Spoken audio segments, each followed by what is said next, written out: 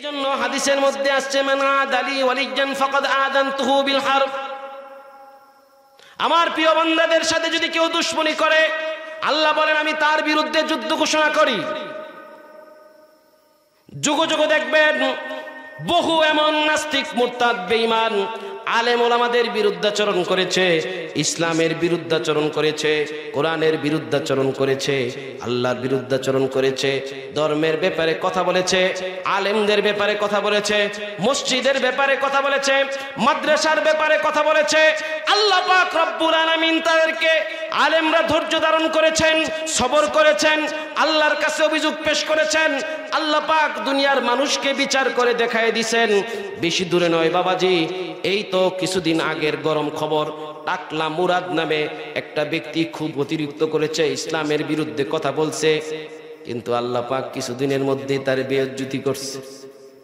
ছোট্ট একটা audio clip, এই ছোট্ট একটা অডিও ক্লিপ ফাঁস হওয়ার কারণে তার মন্ত্রিত্ব চলে গেছে। এমন একটা বিষয় ফাঁস হয়েছে, মানুষ ছিছি করে, তার সামনে পাইলে মানুষ থুতু নিক্ষেপ করতো তার দিকে। আলেম ওলামারা তার বিরুদ্ধে মিছিল করে নাই, মিটিং করে নাই, কিচ্ছু করে নাই। আল্লাহর দরবারে বিচার, আল্লাহ পাক রব্বুল আলামিন তারে বেইজ্জতি কইরা তার পদ থেকে তারে হটায় দিছে। মানুষের মুখে মুখে তার বিরুদ্ধে বিভিন্ন স্লোগান উঠায় দিছে। কেউ কয় পাগলা মুরাদ, কেউ কয় টাকলা মুরাদ, কেউ বিভিন্ন রকমের গালি দিয়া এখন তার নাম উচ্চারণ করে। যুগে যুগে ইসলামের বিরুদ্ধাচরণ করেছে। যারা ইসলামের বিরুদ্ধাচরণ করেছে, ইসলাম এই পর্যন্ত আছে, কিয়ামত পর্যন্ত থাকবে। যারা ইসলামের বিরুদ্ধে করবে, কেউ আল্লাহর জমিনের মধ্যে থাকতে পারবে না। কথা বলেন ঠিক না বেঠে? কেউ থাকতে পারবে না আল্লাহর জমিনের মধ্যে। আল্লাহর দ্বীনকে আল্লাহ পাক রব্বুল আলামিন কিয়ামত পর্যন্ত টিকায় রাখবেন। তোমার মতো এরকম কত মুরাদ বিরোধিতা করেছে, তোমার থেকে বড় ক্ষমতাশীলরাও বিরোধিতা করেছে, তারা কেউই নাই। কিন্তু ইসলাম আজ পর্যন্ত তার আপন অবস্থায় পৃথিবীর মধ্যে আছে, কিয়ামত পর্যন্ত থাকবে।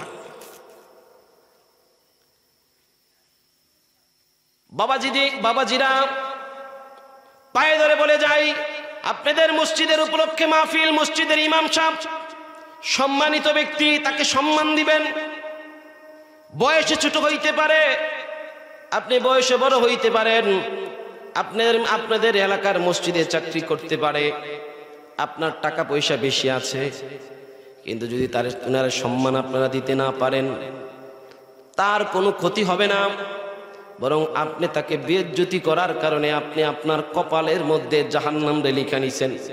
কারণ উনি হইলেন ওয়ারাসাতুল আম্বিয়া, নবীর ওয়ারেস। নবীর ওয়ারেসের সাথে বেয়াদবি করা নবীর সাথে বেয়াদবি করার সমান। নবীর ওয়ারেসের সাথে শত্রুতা পোষণ করা নবীর সাথে শত্রুতা পোষণ করার সমান। অতএব বেয়াদবি করবেন না, শত্রুতা পোষণ করবেন না। ভুল ত্রুটি মানুষের হবেই, ভুল সংশোধন করে আপনার নিজের সন্তানের মতো, নিজের ভাইয়ের মতো, নিজের নাতির মতো করে আদর করে ভালোবেসে তাকে রাখার চেষ্টা করবেন। কিয়ামতের ময়দানে এই ভালোবাসার উসিলা দিয়ে আপনি জান্নাতের বাসিন্দা হইতে পারবেন। আল্লাহ পাক রব্বুল আলামিন কোরআনে কারীমের মধ্যে বলেন, ওয়াল্লাহু ইয়াকবিদু ওয়া ইয়াবসুতু ওয়া ইলাইহি তুরজাউন। আল্লাহ তাআলা কাবিজ, আল্লাহ তাআলা বাসিত। আল্লাহ তাআলার দুইটা সিফতি নামের আলোচনা এখানে হয়েছে। এক নম্বর সিফতি নাম কাবিজ। কাবিজ শব্দের অর্থ হইল সংকীর্ণতাকারী, যিনি সংকীর্ণ করে দেন। দুই নম্বর সিফত হইল বাসিত। বাসিত শব্দের অর্থ হইল প্রশস্তকারী, যিনি প্রশস্ততা করে দেন। দুইটা সিফতি নামের আলোচনা হয়েছে। অর্থাৎ যখন আল্লাহ পাক রব্বুল আলামিনের কাবিজ নামের প্রকাশস্থল বান্দা হয়, তো বান্দার পিছনে সবসময় দুর্দশা, সবসময় দুঃখ, লাঞ্ছনা, পেরেশান ঘুরতে থাকে। এই অবস্থায় বান্দা অতিবাহিত হইতে থাকে। আর আল্লাহ পাক রব্বুল আলামিনের সিফতি নাম বাসিত, এটার প্রকাশস্থল যখন বান্দা হয়, তখন তার জীবন শান্তি এবং আনন্দে ভরপুর হয়ে যায়। এই দুইটা অবস্থা আল্লাহর পক্ষ থেকে আসে। দুইটা অবস্থা অত্যন্ত কঠিন অবস্থা। এই দুই অবস্থায় শয়তান মানুষদেরকে ধোঁকা দিতে থাকে। মানুষ যখন আনন্দে থাকে তখনও শয়তান মানুষকে ধোঁকা দেয়, আর মানুষ যখন দুঃখ দুর্দশায় থাকে তখনও শয়তান মানুষদেরকে ধোঁকা দেয়। ধোঁকা দেওয়ার সিস্টেমটা ভিন্ন। যে ব্যক্তি সুখে শান্তিতে থাকে তারে এই সুখ শান্তির কারণে শয়তান উদাসীন বানায়া ফেলায়। তোর টাকা পয়সা আছে, শান্তি আছে, আল্লাহর নাম নেওয়ার কি দরকার? নাউজুবিল্লাহ বলেন। আল্লাহর নাম নেওয়ার কি দরকার? শান্তি তো আছে, উদাসীন বানায়া। এই দুই অবস্থাকে যদি বান্দা কাজে লাগাইতে পারে তাহলে বান্দা এই দুই অবস্থার মাধ্যমে জান্নাতের বাসিন্দা হয়ে যাবে।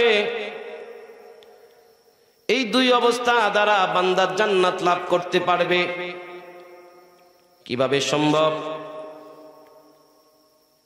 বান্দা যখন আনন্দে থাকবে, নিয়ামত দ্বারা ভরপুর থাকবে, তো বান্দা আল্লাহর শুকর আদায় করবে।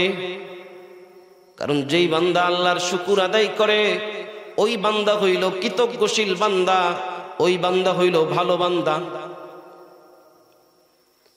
নিয়ামত পাইছে, নিয়ামত পাওয়ার পরে যদি শুকরিয়া আদায় করে, আল্লাহ বলেন যতটুকু নিয়ামত আমি তোমাকে দিয়েছি অতটুকু নিয়ামত পাওয়ার পরে যদি তুমি আমার শুকরিয়া আদায় করো, তা আল্লাহ ঘোষণা করে দিয়েছেন লাইন শাকারতুম লাযীদান্নাকুম ওয়া লাইন কাফারতুম ইন্না আযাবি লাশাদীদ। যদি নিয়ামত পাইয়া শুকরিয়া আদায় করো তো আমি আরো নিয়ামত বাড়াইয়া দিব, কারণ তুমি আমার কৃতজ্ঞতা আদায় করেছো। তাহলে বোঝা গেল আনন্দ থাকলেও জান্নাত অর্জন করা যায় কিভাবে? কৃতজ্ঞতা আদায় করার মাধ্যমে। আর বান্দার উপর যখন আল্লাহ তাআলার পক্ষ থেকে বিভিন্ন মুসিবত আসবে, বিভিন্ন পেরেশানির মধ্যে বান্দা লিপ্ত থাকবে, ওই পেরেশানি দ্বারাও বান্দা জান্নাত হাসিল করতে পারবে। বলে কিভাবে? ওই সময় যদি বান্দা আরেকটা বিষয়ের উপর আমল করে, অর্থাৎ ধৈর্য ধারণ করে, এই ধৈর্য ধারণ করার মাধ্যমেও বান্দা আল্লাহ পাক রব্বুল আলামিনের সেই চিরস্থায়ী শান্তির ঠিকানা যেটা আল্লাহ পাক বান্দার জন্য বানিয়ে রেখেছেন, তৈরি করে রেখেছেন, সেই জান্নাত সে এই সবরের মাধ্যমে অর্জন করতে পারবে। অন্ধকার রাত্রি, ঘরের মধ্যে তেলের বাতি জ্বালানো। আল্লাহর নবী সাল্লাল্লাহু আলাইহি ওয়াসাল্লাম ঘরের মধ্যে প্রবেশ করেছেন। ঘরের মধ্যে আম্মা জান আয়েশা রাদিয়াল্লাহু তাআলা আনহা হঠাৎ করে দমকা হাওয়ায় তেলের বাতিটা নিভে গেছে। আল্লাহর রাসূল সাল্লাল্লাহু আলাইহি ওয়াসাল্লাম সঙ্গে সঙ্গে দোয়া পড়লেন, ইন্না লিল্লাহি ওয়া ইন্না ইলাইহি রাজিউন। আম্মা জান আয়েশা রাদিয়াল্লাহু তাআলা আনহা অবাক হয়ে বিস্ময় মাখা চোখে রাসূলের দিকে তাকায় আছে। রাসূল জিজ্ঞাসা করলেন, কি হয়েছে? আম্মা জান আয়েশা রাদিয়াল্লাহু তাআলা আনহা ডাক দিয়া বলেন, বাতি নিভছে দমকা হাওয়ায়। আপনি পড়লেন দোয়া, আপনি যে দোয়াটা পড়েছেন এই দোয়াটা তো মুমিনের উপর কোনো বড় বিপদ আসলে পড়তে হয়। বাতি নিভার কারণে আপনি এই দোয়া পড়লেন, আমার তো বুঝে আসলো না। আল্লাহর নবী ডাক দিয়া বলেন, ও আয়েশা শোনো, রাত্রেবেলা বাতি নিভে যাওয়া এটাও মুমিনের জন্য একটা বিপদ। কোন ব্যক্তি যদি এই বিপদের সময় এই দোয়া পড়ে তো আল্লাহ পাক রব্বুল আলামিন তার আমলনামার মধ্যে এই দোয়ার বিনিময় সওয়াব লিখে দেন। এই দোয়ার বিনিময়ে মুমিন বাতি নিভছে তো দোয়া পড়ছে, ধৈর্য ধারণ করছে, তা আমলনামার মধ্যে আল্লাহ কি লিখে দিবেন? সওয়াব লিখে দিবেন। ভাইয়ের আমার, আরো আশ্চর্যজনক কথা শোনেন। হাদিসের মধ্যে আসছে, কোন অসুস্থ ব্যক্তি যদি অসুস্থ অবস্থায় আহ ও যে শব্দ করে, এই অসুস্থতার কারণে আহ ও শব্দ যখন ব্যক্তির মুখ দিয়ে বের হয়, আল্লাহ পাক রব্বুল আলামিন ফেরেশতাকে ডাক দিয়া বলেন, ও আমার ফেরেশতারা, আমার বান্দা অসুস্থতার কারণে কষ্ট পাচ্ছে, তার মুখ দিয়ে আহ উহ যে শব্দগুলা বের হচ্ছে, এই আহ উহ প্রত্যেকটা শব্দের বিনিময় তার আমলনামার মধ্যে একবার কইরা সুবহানাল্লাহ বলার সওয়াব লিখা দাও। অসুস্থ অবস্থায় আহ উহ, তবে ধৈর্য ধারণ করতে হবে। আমরা অসুস্থ হইলে পাগল হয়ে যাই, পেরেশান হয়ে যাই, ব্যস্ত হয়ে যাই, কখন সুস্থ হব। অসুস্থতা যদি একটু বেশি হয়ে যায় তো বিভিন্ন রকমের কথা আমাদের মুখ দিয়ে বের হয়। কিন্তু ধৈর্য ধারণ করে যদি আহ উহ বলা হয়, আমলনামার মধ্যে সুবহানাল্লাহ বলার সওয়াব।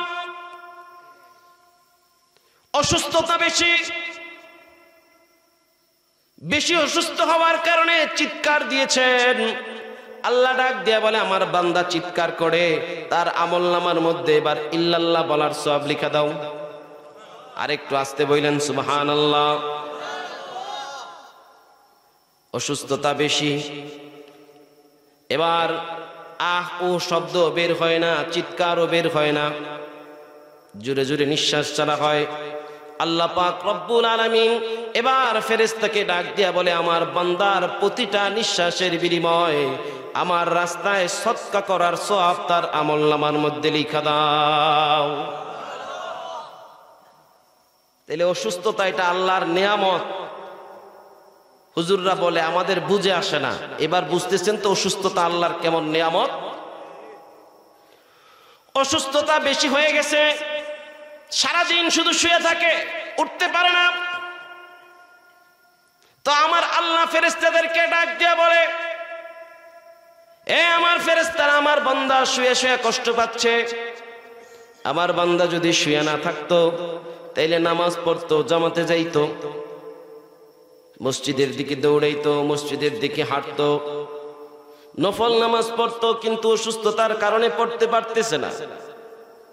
ফেরেশতাদেরকে ডাক দিয়া আল্লাহ পাক রব্বুল আলামিন আদেশ করেন, ও আমার ফেরেশতারা, বান্দা যতদিন পর্যন্ত এই অসুস্থতার কারণে শুয়ে থাকবে ততদিন পর্যন্ত তার আমলনামার মধ্যে তাহাজ্জুদ নামাজ পড়ার সওয়াব লিখতে থাকো। অসুস্থতার কারণে শুয়ে আছেন, সওয়াব একরকম নয়। অসুস্থতার কারণে শুয়ে আছেন, প্রচন্ড অসুস্থতা, ডান কাতে শুয়েছেন, শান্তি পান না, বাম কাতে যান, বাম কাতে যাওয়ার পরেও শান্তি নাই, চিত হইয়া শুন, চিত হইয়া শান্তি নাই। এবার বুকটা চোখের মধ্যে দিয়া উপর হইয়া শুন, উপর হয়ে শুন। এই যে প্রত্যেকবার অসুস্থ অবস্থায় পার্শ্ব পরিবর্তন করেন, আল্লাহ পাক রব্বুল আলামিন ফেরেশতাদেরকে ডাক দিয়া বলেন, যতবার পার্শ্ব পরিবর্তন করে তার আমলনামার মধ্যে যুদ্ধে পার্শ্ব পরিবর্তন করে শত্রুদের উপর আক্রমণ করলে যেই পরিমাণ সওয়াব হইতো, তার আমলনামার মধ্যে ওই পরিমাণ সওয়াব তোমরা লিখতে থাকো।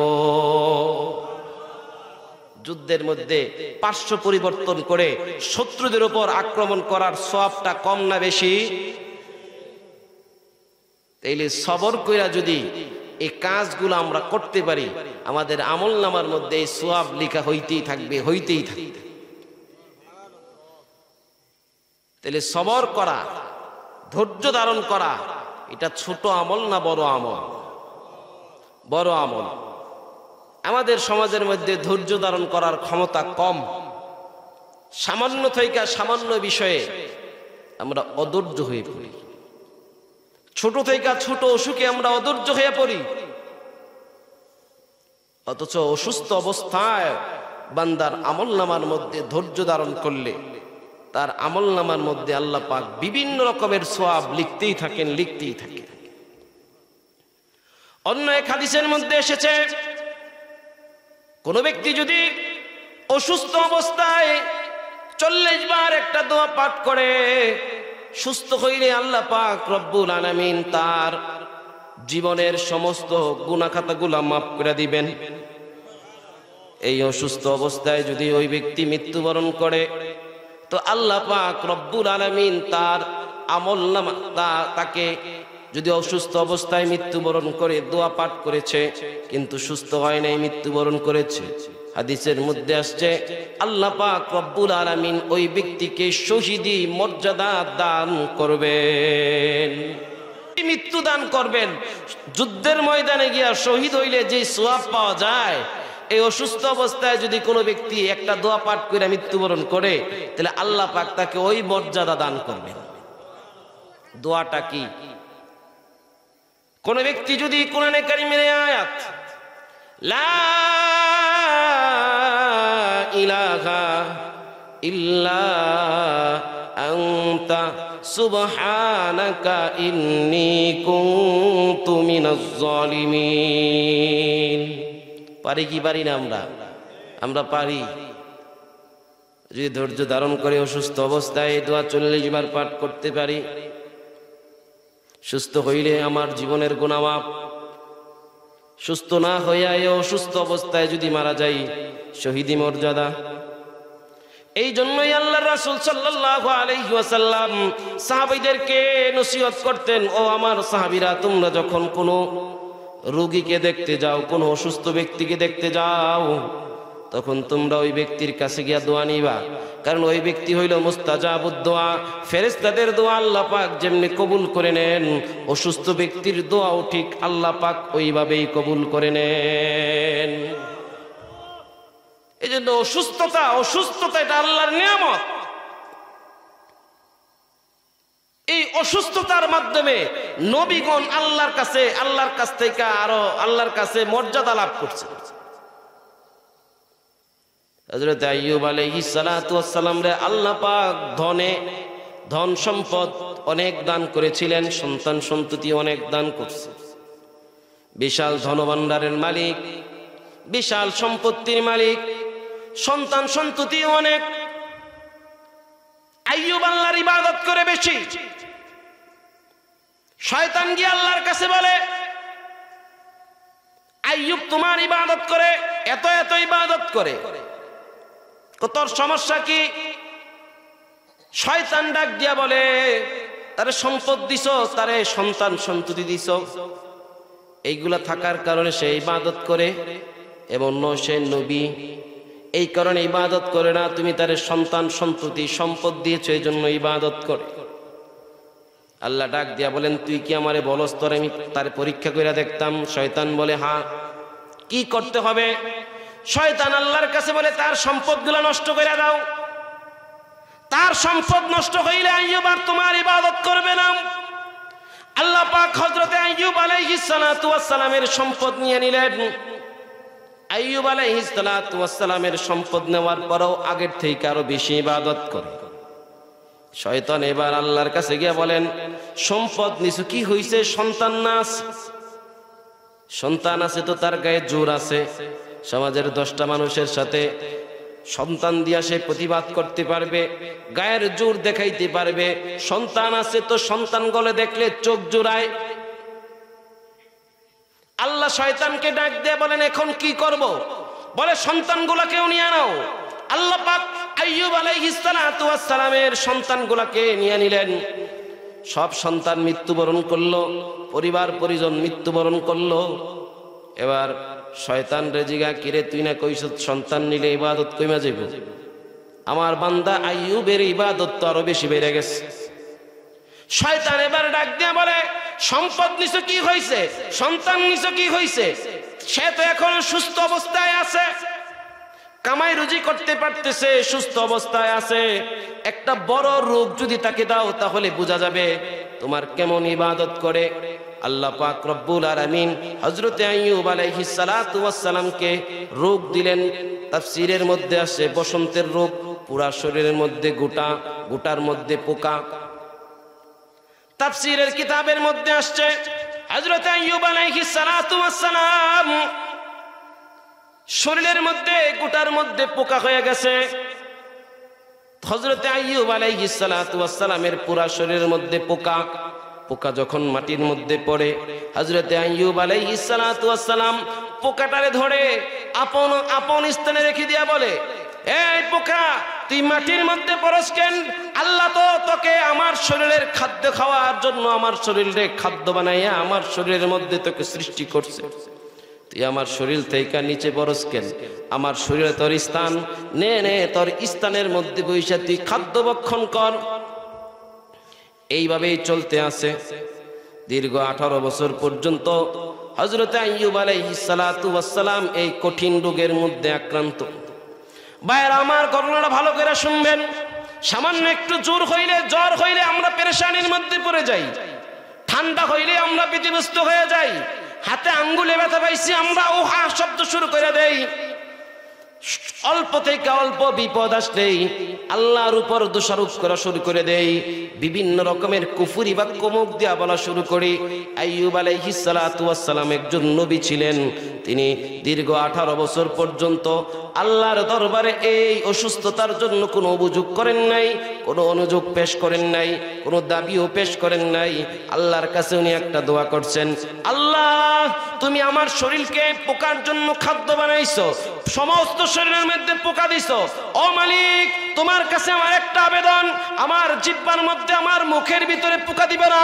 আল্লাহ বলেন, কেন রে আইয়ুব, তার মুখের মধ্যে পোকা দিলে সমস্যা কি? আল্লাহ পাক রব্বুল আলামিনের কথার জবাবে হযরত আইয়ুব আলাইহিস সালাতু ওয়াস সালাম বলেন, ওগো মালিক, মুখের মধ্যে পোকা দিলে তুমি মালিকরে ডাকতে আমার কষ্ট হবে। আল্লাহু আকবার বলেন, আল্লাহু আকবার। দীর্ঘ 18 বছর পর্যন্ত সমস্ত শরীর পচে গেছে, সমস্ত শরীরের মধ্যে পোকা। আল হযরত আইয়ুব আলাইহিস সালাতু ওয়াস সালাম আল্লাহরে ডাক দিয়া বলেন, মুখের মধ্যে পোকা দিলে তোমারে ডাকতে পারবো না, তুমি মালিকরে ডাকতে পারবো না, তুমি মালিকরে না ডাকলে আমার অন্তরের মধ্যে শান্তি আসবে না। আমি আইয়ুবের জীবনে এই দুনিয়ার মধ্যে রেখে কোনো লাভ হবে না। আর আমাদের সামান্য থেকে সামান্য রোগ হইলে আল্লাহর উপর অপবাদ দেওয়া শুরু করে দেই, আল্লাহর দরবারে অভিযোগ পেশ করা শুরু করে দেই, আল্লাহর দরবারে কুফরি বাক্য বলা শুরু করে দেই। নবীর ঘটনা আমাদের জন্য শিক্ষা, সকলে মনোযোগ দিয়ে শুনেন, শিক্ষা গ্রহণ করার চেষ্টা করেন। আইয়ুব বলে, আমার মুখের মধ্যে যদি পোকা দাও তাহলে আমি তোমারে ডাকতে পারবো না, এই জন্য বলি আমার মুখের মধ্যে পোকা তুমি দিও না। দীর্ঘ 18 বছর পর্যন্ত সমস্ত শরীরের মধ্যে পোকা। শয়তান চিন্তার মধ্যে পড়ে গেল। 18 বছর পর্যন্ত আইয়ুবের শরীর পচা অবস্থায়, সমাজের মানুষ তারে দূরে সরাইয়া দিছে, কোনো আত্মীয় স্বজন তার কাছে নাই, যত আত্মীয় স্বজন ছিল সকলে দূরে চলে গেছে। আইয়ুবরে জঙ্গলের মধ্যে পাঠায় দিছে। এই অবস্থায় আইয়ুব আল্লাহরে বলে, আমার মুখের মধ্যে পোকা দিলে তোমারে ডাকতে পারবো না, তুমি মালিকের ইবাদত করতে পারবো না। শয়তান চিন্তার মধ্যে পড়ে গেল। শয়তানের চেলা চামুন্ডারা বিভিন্ন জায়গা থেকে আইসা জিজ্ঞাসা করে, বস আপনার কি খবর? চেহারাটা কেন কালো? চেহারার মধ্যে পেরেশানির ছাপ কেন? ইবলিস ডাক দিয়া বলে, আল্লাহর সঙ্গে বলছিলাম আইয়ুবের ধন নিলে আইয়ুব ইবাদত বন্ধ করবে, বন্ধ করে নাই। সন্তান নিলে ইবাদত বন্ধ করবে, বন্ধ করে নাই। অসুস্থতা, সুস্থ আছে, অসুস্থতা দিলে আইয়ুব ইবাদত বন্ধ করে দিবে, ইবাদত বন্ধ করবে, ইবাদত বন্ধ করে দিবে, আল্লাহর ইবাদত আর করবে না। দীর্ঘ 18 বছর পর্যন্ত আইয়ুব অসুস্থ অবস্থায়, শুধু অসুস্থ নয়, কঠিন থেকে কঠিন অসুস্থের মধ্যে থেকেও আল্লাহর ইবাদত বন্ধ করে নাই। আইয়ুব যেইভাবে সবর করতেছে, ধৈর্য ধারণ করতেছে, দিন দিন আল্লাহর দরবারে আইয়ুবের মর্যাদা শুধু বৃদ্ধি পাইতেছে, বৃদ্ধি পাইতেছে। ধৈর্য ধারণের মাধ্যমে মর্যাদা আল্লাহর দরবারে বাড়ানো যায়। শয়তানের একজন চেলা ডাক দিয়া বলে, হুজুর অনুমতি যদি দেন একটা কথা বলতে চাই। বলে, বলো। চেলা ডাক দিয়া বলে, আপনি তো আইয়ুবের আদি পিতা হযরতে আদম আলাইহিস সালাতু ওয়াস সালাম রে ধোঁকা দিছিলেন, এইভাবে যদি আইয়ুবরে একটু ধোঁকা দিতেন, আইয়ুবরে যদি একটু ধোঁকা দিতেন, আমার মনে হয় কাজ হয়ে যাবে। শয়তানের চেলা ওই ইবলিসকে ডাক দিয়া বলে, যদি আমার অনুমতি দেন আমি একটু চেষ্টা করে দেখি। ইবলিস অনুমতি দিয়ে দিছে। এবার শয়তানের চেলা হযরতে আইয়ুব আলাইহিস সালাতু ওয়াস সালামের একজন মাত্র স্ত্রী হযরতে আইয়ুব আলাইহিস সালাতু ওয়াস সালামের সেবা করার জন্য সঙ্গে ছিল। স্বামীর অসুস্থতার কারণে স্ত্রী পেরেশান, বিভিন্ন রকমের চেষ্টা তদবির চালায়। শয়তান বিবির কাছে গিয়ে বলে, তোমার স্বামী আইয়ুবের যেই রোগ, ওই রোগের চিকিৎসা আমার কাছে আছে। তুমি কি তোমার স্বামীরে আমার কাছ থেকে ওষুধ নিয়ে ভালো করাইতে চাও? বিবি ডাক দিয়া বলে, চাই। এবার শয়তান ডাক দিয়া বলে, যদি তুমি তোমার স্বামীরে ভালো করাইতে চাও, আমার একটা শর্ত তোমাকে মানতে হবে। বিবি ডাক দিয়া বলে, কি শর্ত? এবার ওই শয়তানের ছেলে ডাক দিয়া বলে, যদি তুমি তোমার স্বামীর জন্য আমার কাছ থেকে ওষুধ নিতে চাও, আমার একটা শর্ত, এই শর্ত হইল আমাকে তোমার সেজদা করতে হবে। যদি একটা সেজদা তুমি আমারে দিতে পারো, তাইলে আমি তোমার স্বামীর জন্য ওষুধ বানায় দিব। এই ওষুধ খাইলে তোমার স্বামী সুস্থ হয়ে যাবে। মহিলার মন অত্যন্ত নরম, মহিলাদের মন অত্যন্ত নরম হয়। স্বামীর জন্য তারা সব কিছু ত্যাগ করতে রাজি আছে। এই স্বামী দীর্ঘদিন যাবত অসুস্থ অবস্থায়। শয়তান বলছে, মহিলাদের মন যেহেতু নরম, কঠিন বাক্যে জবাব দেয় নাই, বলে আমি আমার স্বামীকে জিজ্ঞাসা করে নেই, তারপরে তোমাকে বলবো। এবার হযরত আইয়ুব আলাইহিস সালাতু ওয়াস সালামের স্ত্রী স্বামীর কাছে গিয়া যখন এই কথা বলছে, হযরত আইয়ুব আলাইহিস সালাতু ওয়াস সালাম শোনার সঙ্গে সঙ্গে রাগ হয়ে গেলেন। রাগ হয়ে বললেন, তুমি কেন আমাকে জিজ্ঞাসা করতে আসলা সেজদার ব্যাপারে? তুমি কেন তার মুখ থেকে শোনার সঙ্গে সঙ্গে এই কথা বললা না? তুই তো মরদুদ শয়তান, তোর কথা আমি কখনো মানতে পারবো না। তুমি কেন আমার কাছ থেকে অনুমতির আশায় আমার কাছে আসছো? তোমার মনের মধ্যে কেন সেজদার ব্যাপারে এরকম নম্রতা প্রকাশ পেল? হযরত আইয়ুব আলাইহিস সালাতু ওয়াস সালাম রাগান্বিত হয়ে বললেন, আল্লাহ যদি আমারে সুস্থতা দান করেন, 100 বেতের আঘাত আমি তোমারে করব, 100 বেতের আঘাত আমি তোমারে করব।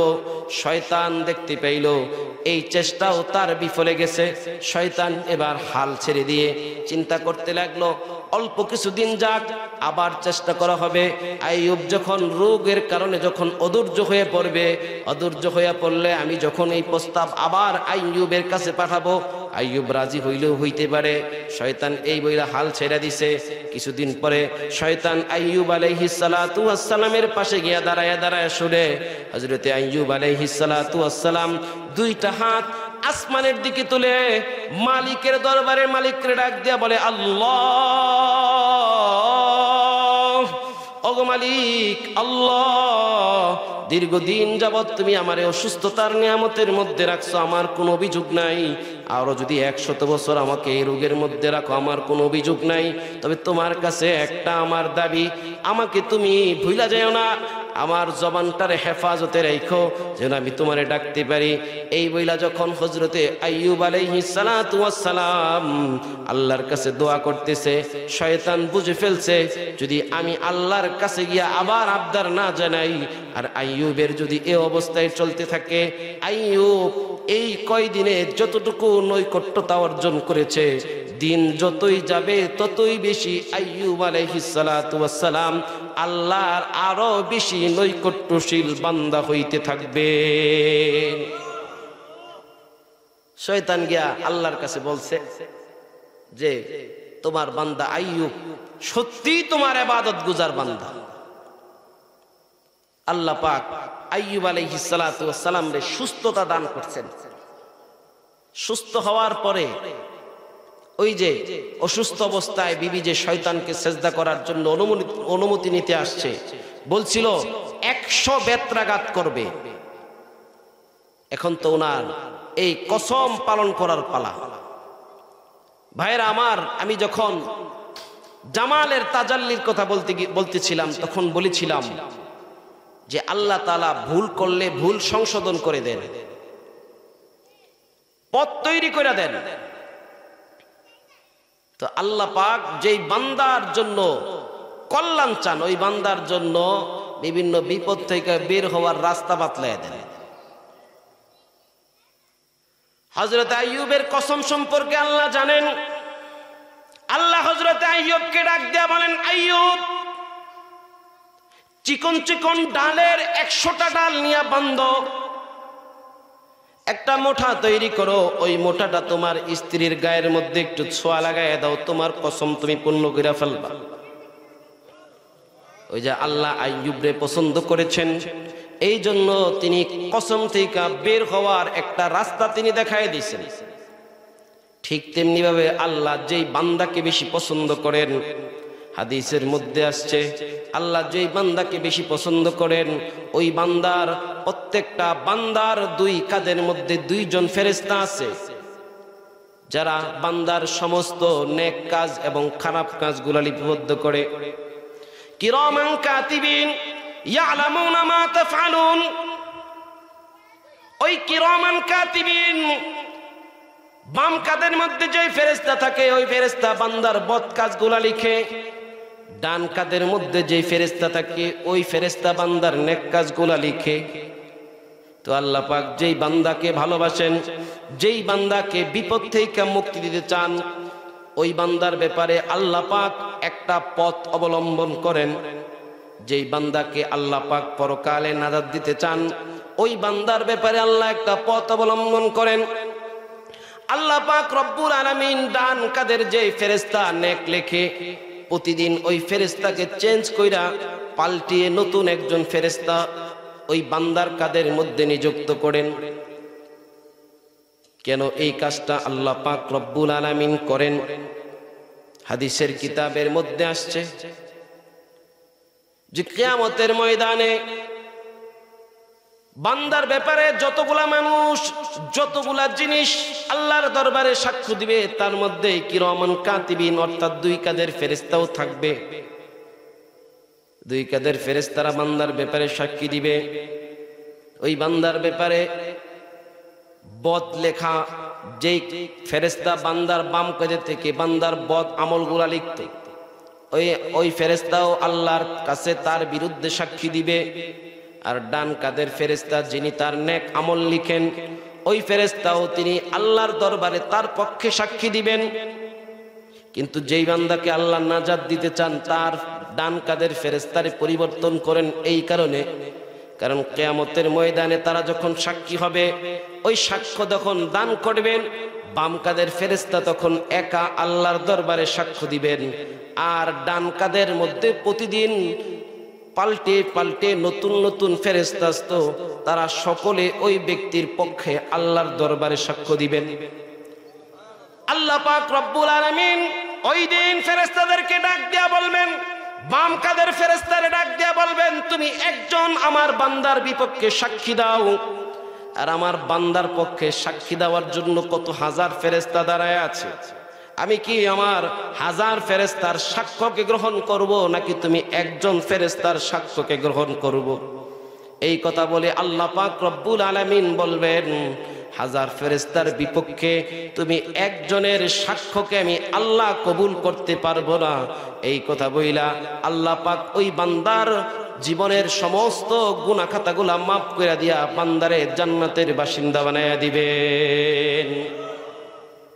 তাহলে যেই বান্দারে আল্লাহ পছন্দ করেন, তার জন্য আল্লাহ কি করে দেন? বিপদ থেকে বের হওয়ার পথ তৈরি করে দেন। এই জন্য আল্লাহর পছন্দনীয় বান্দা হইতে হবে তো আগে, নাকি?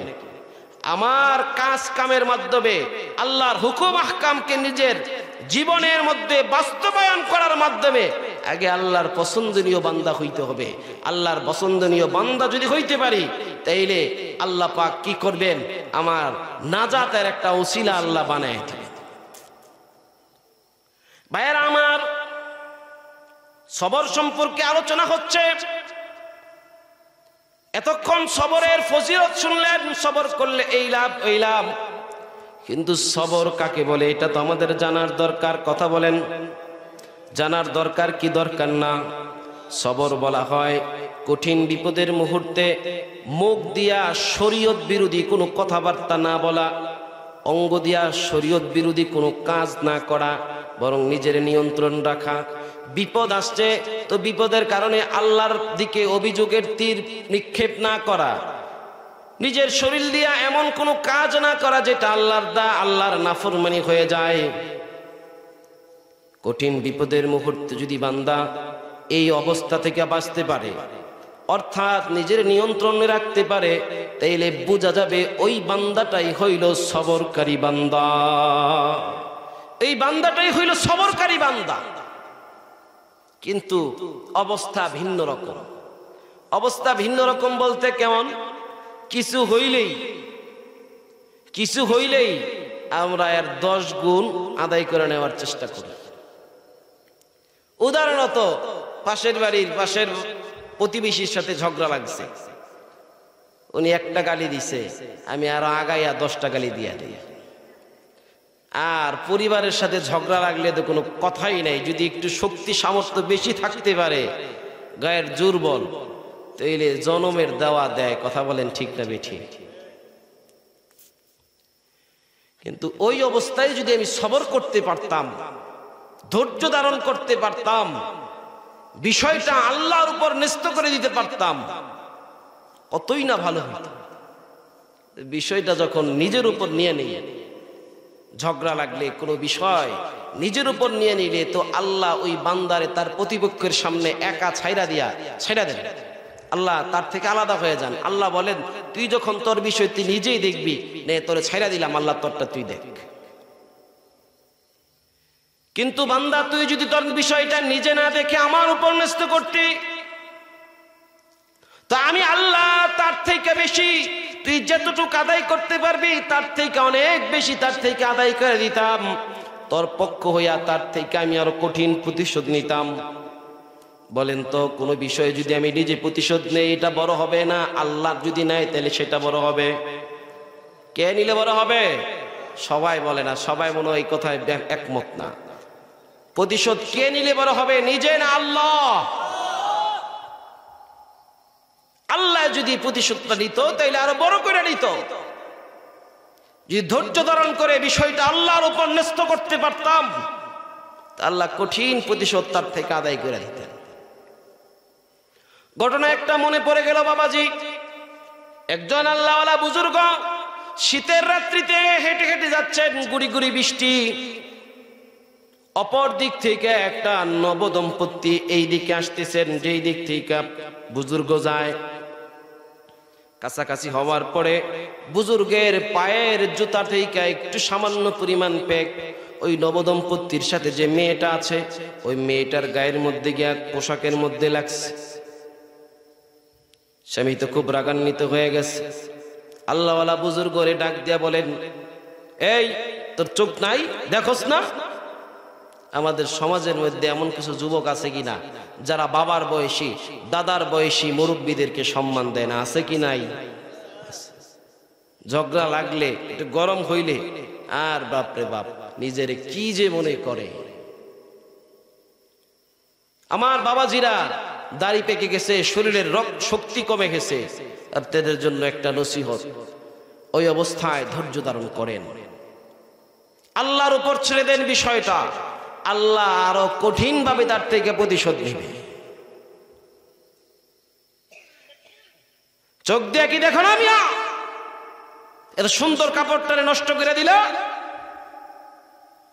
শুধু বইলাই খেলতে হয় নাই, থাপ্পড় একটা লাগাই দিছে বুড়া মানুষের গালের ভিতরে।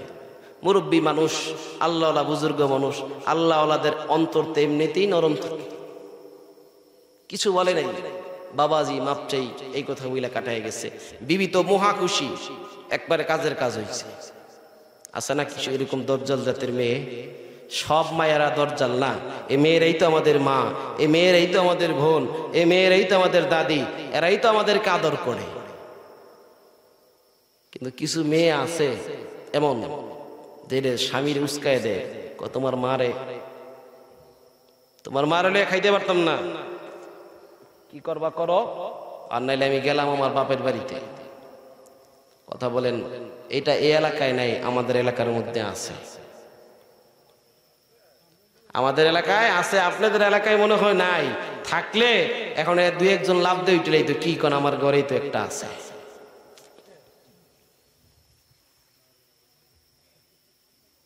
আছে না? আছে। তো বিবি মহা খুশি। আল্লাহওয়ালা বুজুর্গ সামনের দিকে চলে গেছেন, তারা তাদের বাড়ির দিকে চলে গেছে। এইদিকে ওই দম্পতি যেদিক থেকে আসছে, আল্লাহওয়ালা বুজুর্গ যেদিকে যাইতেছে, ওইদিকে একজন হালুয়ার দোকানদার, উনি মনে মনে নিয়ত করছে দোকানটা খুলছি, আজকে প্রথম যে ব্যক্তিরে আমার এই দুই চোখ দিয়া দেখবো, ওই যাকে প্রথম দেখবো এই ঠান্ডার দিনে ওই ব্যক্তিরে এক বেলা গরম দুধ খাও। আল্লাহওয়ালা বুজুর্গ যখন তার দোকানের সামনে গেছে, হালুয়ালা ব্যক্তি ডাক দিয়া বলেন, এদিকে আসেন। দোকানের মধ্যে যাওয়ার পরে গায়ের গামছাটা খুইলা টেবিলটা মোছা দিয়া বলছে, বাবাজি বসেন, এক পেলা গরম দুধ এই না ওই আল্লাহওয়ালা বুজুর্গের সামনে দিয়েছেন। আল্লাহওয়ালা বুজুর্গ গরম দুধটুকু খাইয়া দোকান থেকে বের হইয়া আসমানের দিকে তাকাইয়া বলে, মালিক তোমার খেলা বোঝা আমার পক্ষে সম্ভব না। একটু আগে তুমি এক যুবকের কাছ থেকে আমারে থাপ্পড় খাওয়াইলা, আবার একটু সামনে আসার পরে আবার আমারে তুমি গরম দুধ খাওয়াও। তোমার খেলা বোঝা আমার পক্ষে সম্ভব না। একজনকে গরম দুধ খাওয়াইছে, আরেকজনকে তো কিছু খাওয়াইতে হয়, কি বলেন আপনারা? যিনি থাপ্পড় খাইছে তারা যদি গরম দুধ খাওয়ায়, আরেকজনকে তো কিছু দিতে হয়, কি বলেন? তাহলে বিচার কি সমান সমান হইল? আল্লাহর পছন্দনীয় বান্দা প্রতিশোধ নেয় নাই, বদদুয়াও করে নাই। নবদম্পতি যখন বাড়ির মধ্যে গিয়া সিঁড়ি দিয়া উপরের দিকে উঠে, ওই যুবকের পা ফসকাইয়া, সিঁড়ির মধ্যে পা ফসকাইয়া যুবক সিঁড়ির থেকে পইরা সাথে সাথেই ওই যুবক নিহত হয়ে গেছে। কান্নাকাটির রোল। এক পর্যায়ে ওই মেয়ে ডাক দিয়া বলেন, পথের মধ্যে এমন একটা ঘটনা হইছে, আমার মনে হয় ওই বুড়া বাবাজি আমাদেরকে বদদুয়া দিচ্ছে। এবার পরিবারের সব লোকজন মিলে ওই আল্লাহওয়ালা বুজুর্গের কাছে গেছে। আল্লাহওয়ালা বুজুর্গের পায়ে ধরে ক্ষমা চায়। আল্লাহওয়ালা বুজুর্গ বলে, উঠো, আমি তো বদদুয়া দেই নাই, কিছু বলি নাই, আমি তো তখনই তাকে মাফ করে দিছি। ওই বিষয় একটা হইল, আমার পায়ের অনিচ্ছাকৃত কাদার ছিটা তোমাদের পরিবারের মেয়ের উপর পড়ার কারণে তার জামাই সহ্য করতে পারে নাই, কারণ সে তার বিবিকে ভালোবাসে। ভালোবাসার মানুষের গায়ের মধ্যে কাপড়ের মধ্যে কাদার ছিটা পড়ছে, এটা সে সহ্য করতে পারে নাই, এই জন্য সে আমার গায়ের মধ্যে হাত তুলছে। কিন্তু আমিও তো একজনকে ভালোবাসি, সেও আমারে ভালোবাসে। অন্যায়ভাবে আমার গায়ের মধ্যে হাত তোলার কারণে যাকে আমি ভালোবাসি, যিনি আমাকে ভালোবাসেন, তিনিও সহ্য করতে পারে নাই, তাই তিনি তার আমার হইয়া তার থেকে প্রতিশোধ নিয়েছেন। এই জন্য তাকে এই প্রতিশোধ নেওয়ার কারণে আল্লাহ পাক তার থেকে যেহেতু প্রতিশোধ নিছেন, আল্লাহর প্রতিশোধ ছোট না বরং বড়, এই জন্য এই কারণে তাকে সেখানে মৃত্যুবরণ করতে হইছে। সবর যদি করা যায়, ধৈর্য অবলম্বন যদি করা যায়, তাইলে এই ধৈর্যের কারণে আল্লাহর পক্ষ থেকে অনেক কিছু আদায় করা সম্ভব। কিয়ামতের ময়দানে ভালোবাসার উসিলা দিয়েই জান্নাতের বাসিন্দা। একজন হাফেজের জন্য আল্লাহ পাক 10 জন জাহান্নামী বরাদ্দ রাখবেন, যাদের লেগা জাহান্নাম ওয়াজিব, জাহান্নাম ছাড়ার কোনো গতি নাই। একজন আলেমের জন্য 70 জন জাহান্নামীর বরাদ্দ রাখবে। আলেম আসিল ইমাম সাহেব, 70 জন তার পরিবারের তেবে গেছে, এখন যাইতেছে জান্নাতের দিকে। পথে ধরছে, আমাদের মসজিদে চাকরি করছেন, আমার দোকানে বইয়ে বিকালে চা খাইতেন, আপনি এতে বিল নেই, আজকে কই যান, আমার কি ছিলেন না? তো চা ওলারে লইছে। আরেকজনে কইবা, আপনি বাড়ির থেকে আইসেন রোদের মধ্যে কষ্ট করে, আমি আপনার এক গ্লাস পানি খাওয়াইছি, কই যান, আমার কি ছিলেন না? আরেকজনে কইবা, আপনারা তো আমি মাসে একদিন ভাত খাওয়াইতাম। আরেকজনে কইবা, আপনারা তো আমি একদিন চা খাওয়ানোর লেগে 10 টাকা দিছিলাম।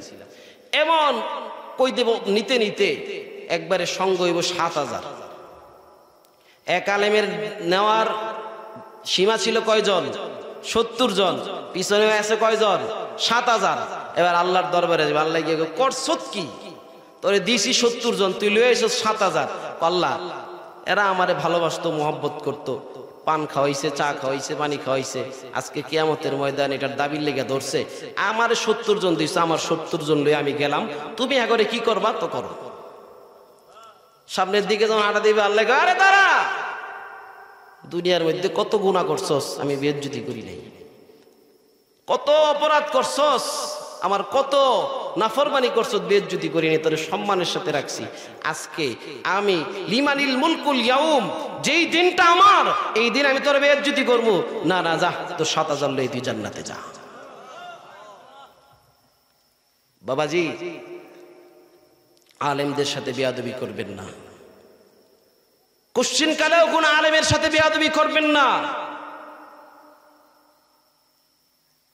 বাংলাদেশের মধ্যে একটা বৃহত্তম বুখারী শরীফের ব্যাখ্যা গ্রন্থ কাশফুল বারি শরহুল বুখারী 32 খণ্ডে লিখছেন মুফতি ইদ্রিস কাসিমি রহমতুল্লাহি আলাইহি। উনি আমার বাবার বন্ধু ছিলেন।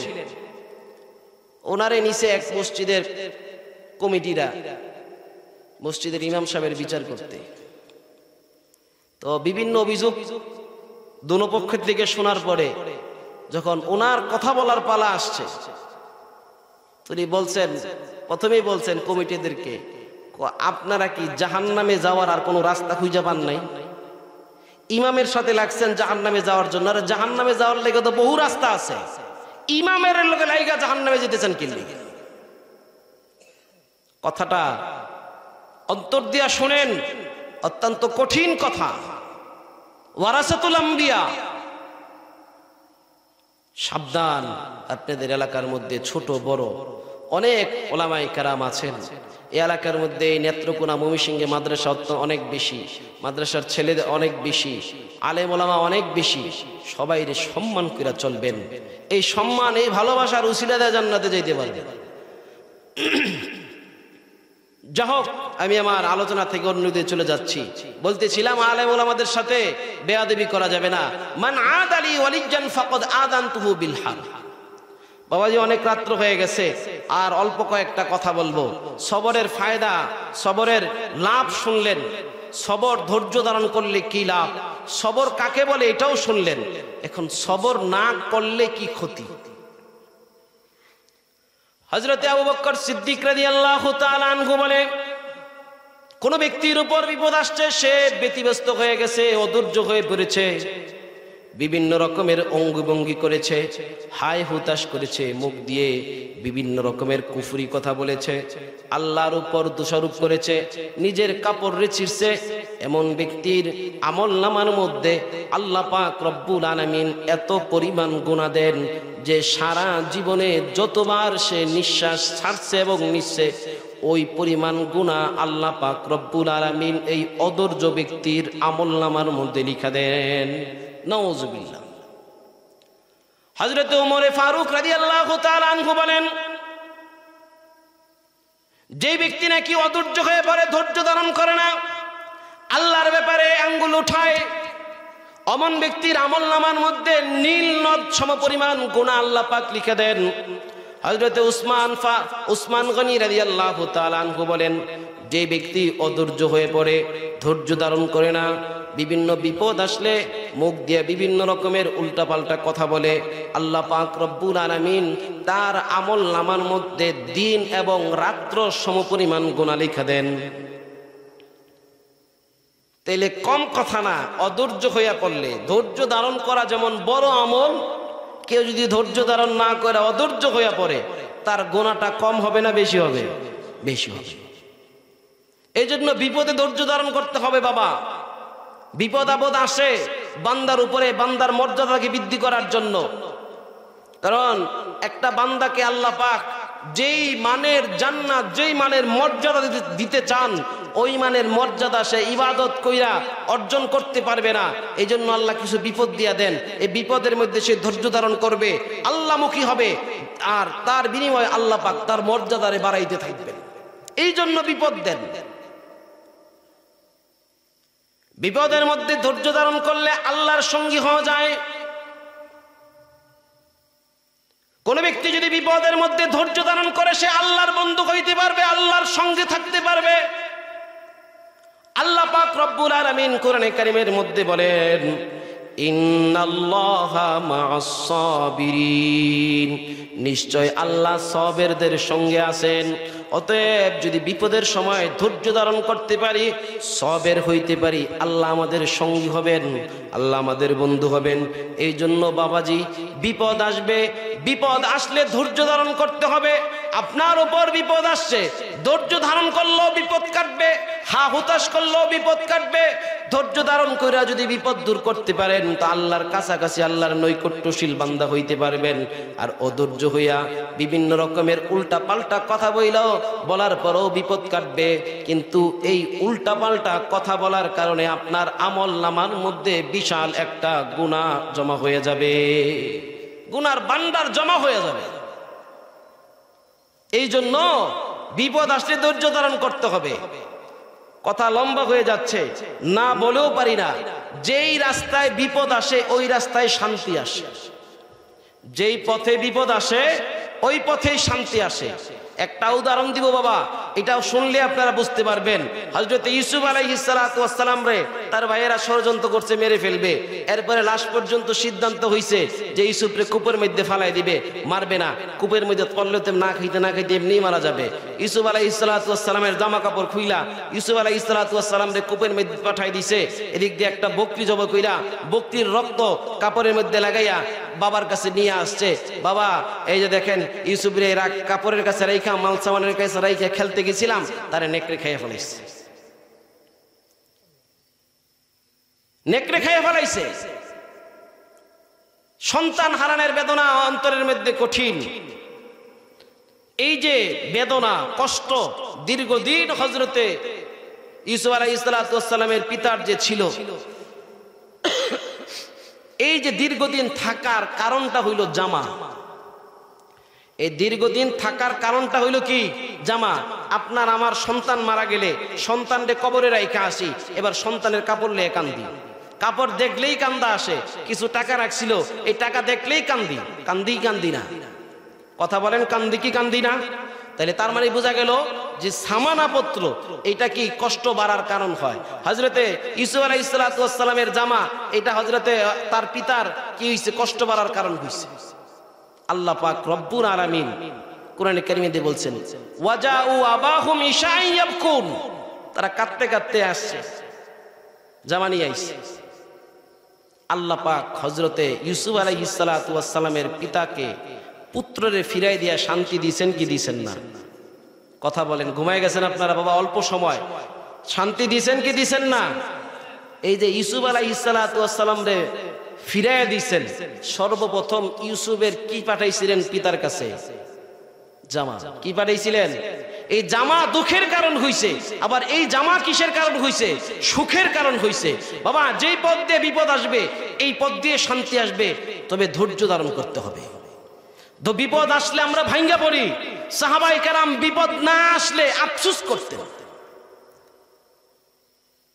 শেষ ঘটনা, এই ঘটনার পরে মোনাজাত হয়ে যাবে বাবা, কবির মনোযোগ দিয়ে শোনেন। মক্কার মধ্যে একজন সুন্দরী মেয়ে ছিল, অত্যন্ত রূপবতী। বিয়ে হয়েছে একজন সাহাবীর সাথে। সাহাবী অনেক ধনী, তাদের সন্তানটা একটা জান্নাতি পরিবারের মতো, তাদের সংসারটা একটা জান্নাতি পরিবারের মতো ছিল। সুখ শান্তির কোনো অভাব নাই, অনাবিল সুখ স্বাচ্ছন্দ্যে তারা জীবন যাপন করতেছেন। কোনো দুঃখ তাদের সংসারের ভিতরে নাই। ঘটনাক্রমে একদিন রাত্রিবেলা গভীর রজনীতে স্বামী ঘুম থেকে ওইটা স্ত্রীকে ডাক দিয়া বলে, এক গ্লাস পানি দাও। স্ত্রী পানি আনার জন্য অন্য রুমে গেছে। আইসা দেখে স্বামী ঘুমায় গেছে। স্বামীকে ডাক দেয় নাই, পানির গ্লাস হাতে নিয়ে দাঁড়ায় রইছে। দীর্ঘক্ষণ পর স্বামী যখন ঘুম থেকে উঠছে, ওইটা দেখে স্ত্রী পানির গ্লাস নিয়ে দাঁড়ানো। স্বামী বেচারা অত্যন্ত খুশি হয়ে গেছে। খুশির ছলে স্ত্রীর ডাক দিয়া বলে, আজকে তুমি আমার কাছে যা চাইবা তোমার আমি তাই দিব। স্ত্রী ডাক দিয়া বলে, সত্যি আপনি আমাকে তাই দিবেন? স্বামী বেচারা বলতেছে, হ্যাঁ, যা চাবা, যা চাও তাই দিব। স্ত্রী বলে, তাইলে আমারে আপনি তালাক দিয়া দেন। শান্তির কোনো কম নাই। অত্যন্ত ভালোবাসা দুইজনের ভিতরে, অত্যন্ত আনন্দের সাথে স্বামীর খেদমত করে। এমত অবস্থায় স্বামী তাকে পুরস্কার দিতে চাইছে, স্ত্রী বলে আমারে তালাক দিয়া দেন। স্বামী বেচারা আশ্চর্য হয়ে গেছে, অত্যন্ত নমনীয় হইয়া স্ত্রী ডাক দিয়া জিজ্ঞাসা করে, এই সংসার জীবনে কি তুমি আমার থেকে কোনো কষ্ট পেয়েছো? স্ত্রী ডাক দিয়া বলে, না না, আমি আপনার থেকে কোনো কষ্ট পাই নাই, আমার কোনো কাজ দ্বারা তুমি আমার উপর অসন্তুষ্ট। স্ত্রী ডাক দিয়া বলে, না না, আপনার কোনো কাজে আমি আপনার উপর অসন্তুষ্ট নই, তোমারে কোনোভাবে কষ্ট দিয়েছি? বলে না। কোনো জিনিস কোনো কিছুর অভাব পাইছো? বলে না। আপনার সংসারের মধ্যে এত প্রাচুর্যতা, অভাবের প্রশ্নই আসে না, তাইলে কেন তুমি আমার কাছে তালাক চাও? স্ত্রী বলে, আপনি আমার সাথে ওয়াদা দিছেন, আমি আজকে রাত্রে যাই চাবো আপনি আমারে তাই দিবেন, ওয়াদা দিছেন না? স্বামী ডাক দেয়া বলে, হ্যাঁ দিয়েছি। স্ত্রী বলে, তাইলে আপনার ওয়াদা পালন করুন। স্বামী বেচারা অনেক বড় একটা বিপদের মধ্যে পড়ে গেছে। এত সুন্দর একজন স্ত্রী, এত মান্যওয়ালা একজন স্ত্রী, যে সব রকমের খেদমত স্বামীর নিজ হাত দ্বারা করে, এমন স্ত্রী হারানো এটা অত্যন্ত দুর্ভাগ্যজনক ব্যাপার। স্বামী বেচারার মন চাচ্ছে না, স্ত্রীকে বিভিন্নভাবে বুঝায়, স্ত্রী বুঝতে চায় না। স্বামী বেচারা এবার বুদ্ধি করে বলল, ঠিক আছে, তোমার কথা আমি রাখবো, তবে আমার একটা শর্ত আছে।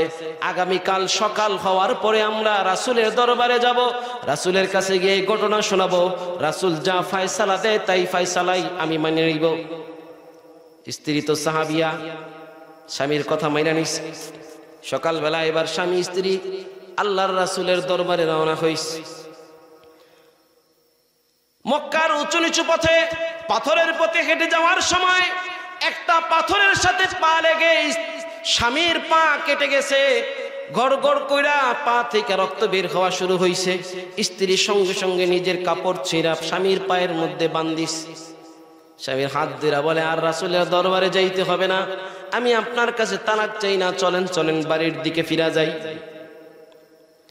স্বামী বেচারা আশ্চর্যান্বিত হয়ে গেছে, কালকে রাত্রে আমার থেকে তালাক নেওয়ার জন্য এত পাগল ছিলাম, আজকে রাসূলের দরবারে যাওয়ার পথে এখন তুমি বলছো আমার কাছ থেকে তালাক চাও না, আমি তো ঘটনা বুঝতে পারলাম না।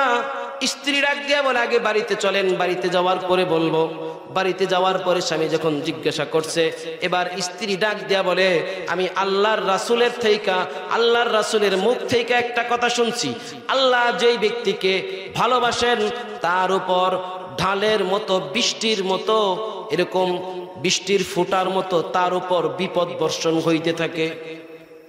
দীর্ঘদিন যাবৎ আপনার সাথে আমি সংসার করেছি, কোনোদিন কোনো বিপদ দেখতে পাই নাই। এদিকে আল্লাহর রাসূল বলছেন তিনার কথাও সত্য, আর আমি আপনার সাথে দীর্ঘদিন চলার কারণে আপনার আমল আখলাক আমি দেখেছি, আপনার আমলের মধ্যে কোনো কমতি নাই, আপনি অনেক সুন্দরভাবে আমল করেন, অনেক মন দিয়া ইখলাসের সাথে আমল করেন, আল্লাহর ইবাদত আপনি অনেক বেশি করেন। আমি চিন্তায় পড়ে গেলাম, রাসূলের কথাও সত্য, আপনিও আমল করেন, তাইলে কি আমার স্বামীকে আল্লাহ ভালোবাসেন না? যেই স্বামীকে আল্লাহ ভালোবাসেন না, এই স্বামীর খেদমত কইরা কি লাভ? এই জন্য আমি আপনার কাছে তালাক চাইছিলাম। এখন যখন আপনি রাসূলের দরবারে যাইতেছিলেন একটা ইলম অর্জন করার জন্য, এটা আল্লাহর পথ ছিল, আল্লাহর পথে যাওয়া অবস্থায় আপনি পায়ের মধ্যে আঘাত পাইছেন, তার মানে আল্লাহর রাস্তায় বের হওয়ার পরে আপনার উপর বিপদ আসছে।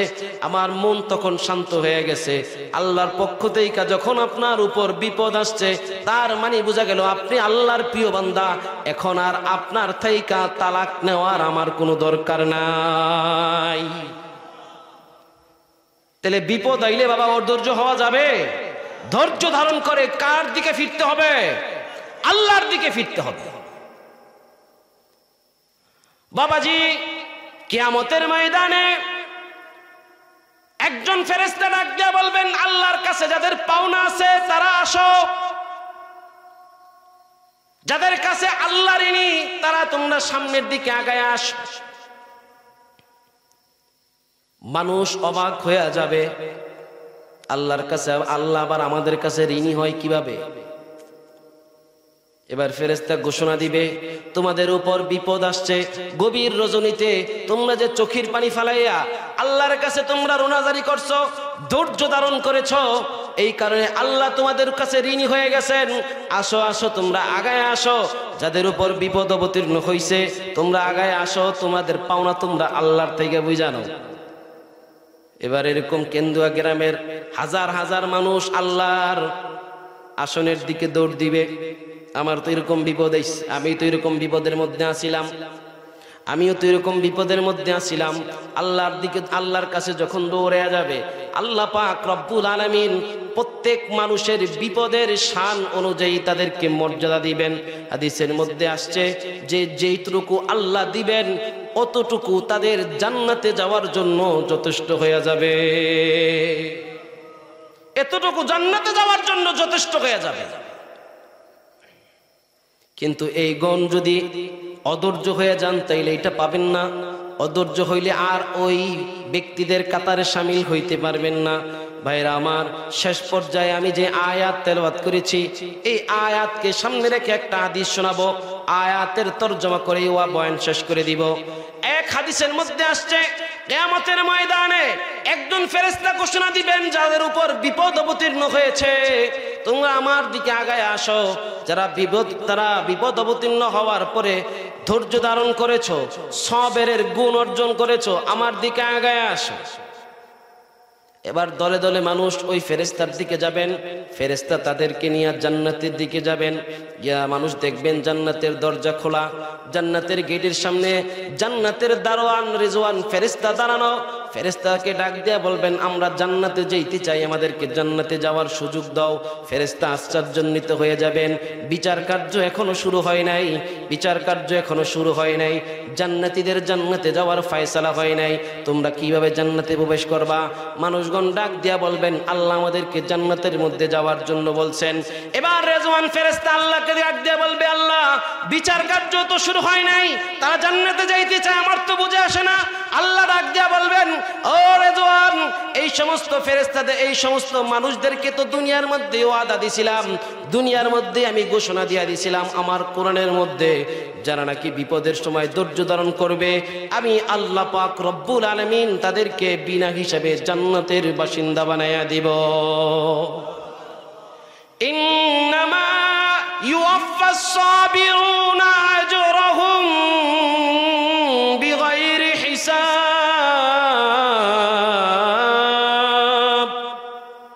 আল্লাহু আকবার বলেন। ইন্নামা ইউওয়াফাস সাবিরুনা আজরাহুম বিগাইরি হিসাব। আল্লাহ ঘোষণা দিয়ে দিয়েছেন, যারা নাকি বিপদে ধৈর্য ধারণ করবে আমি আল্লাহ পাক তাদেরকে কিয়ামতের ময়দানে বিনা হিসাবে, বেহিসাব, বিগাইরি হিসাব, হিসাব ব্যতীতই জান্নাতের মালিক বানায়া দিব। দুনিয়ায় ঘোষণা।